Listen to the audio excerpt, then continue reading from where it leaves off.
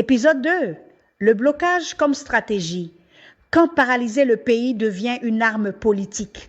Analyse politique et réflexion citoyenne par Nirva Florence Bruno, femme engagée pour une Haïti debout.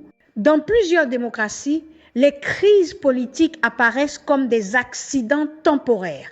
En Haïti, pour de nombreux citoyens, elles semblent plutôt devenir un mode de fonctionnement presque permanent du système politique. Le blocage institutionnel n'est plus un accident. Il devient une stratégie utilisée pour obtenir du pouvoir ou des concessions. Des séances parlementaires sont paralysées volontairement. Le quorum devient une arme politique.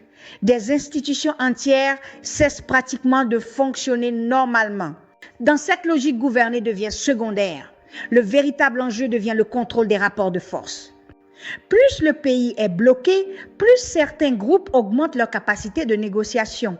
Ainsi, le dysfonctionnement de l'État finit par devenir rentable politiquement.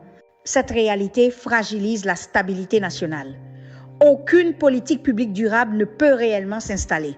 L'administration ralentit, les investissements reculent, les projets s'arrêtent, la confiance disparaît.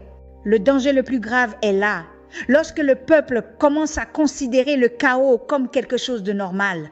Pour beaucoup, la réponse réside dans des mécanismes institutionnels profondément enracinés dans notre système. Pendant ce temps, les conséquences réelles sont supportées par les travailleurs, les familles, les étudiants. Pendant ce temps, les conséquences réelles sont supportées principalement par la population.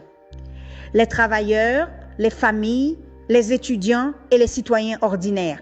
Car lorsqu'un État se bloque durablement, ce sont toujours les plus vulnérables qui paient le prix le plus lourd. Une démocratie peut-elle survivre longtemps lorsque le blocage devient plus puissant que la gouvernance elle-même?